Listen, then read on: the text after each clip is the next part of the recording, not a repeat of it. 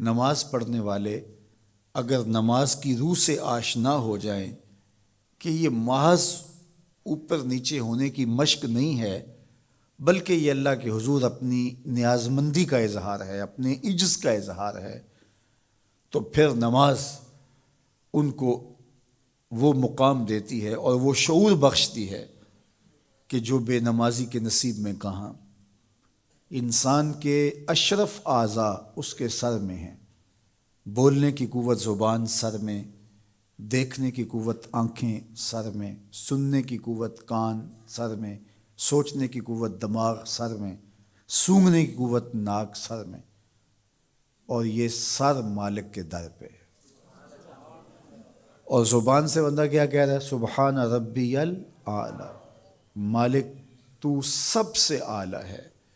اور اپنا رویہ اور عمل کیا ہے کہ اپنی ناک بھی خاک پہ رکھی ہے، پیشانی بھی خاک پہ رکھی ہے، اور باقی اعضاء بھی خاک پہ ہیں۔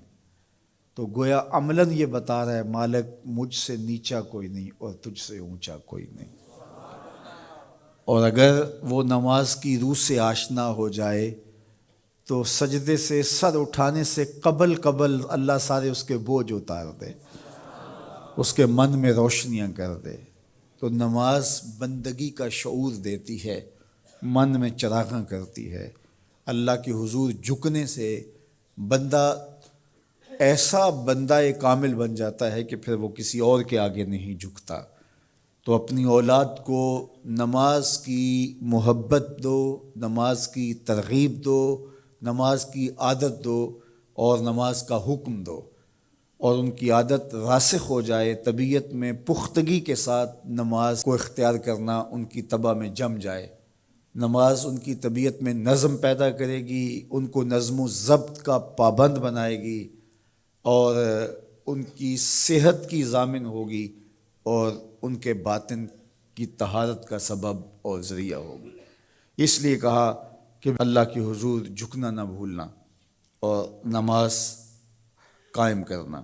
نماز کا تعلق اپنے آپ سے ہے کہ وہ اپنے آپ کو سنوارتا ہے، تقرب اللہ کے لیے اس کی اپنی عملی کوشش ہے۔ بندے اور خدا کا ایک ربط ہے نماز۔ اسی طرح یہ خیال کہ میرا مالک مجھے دیکھ رہا ہے، اس سے بھی تہذیب نفس ہوتی ہے، باطن کی تربیت ہوتی ہے۔ انسان ایک حصار میں آ جاتا ہے، ایک پہرے میں آ جاتا ہے کہ میرا اللہ مجھے دیکھ رہا ہے، اور پھر وہ قدم پھونک پھونک کے رکھتا ہے۔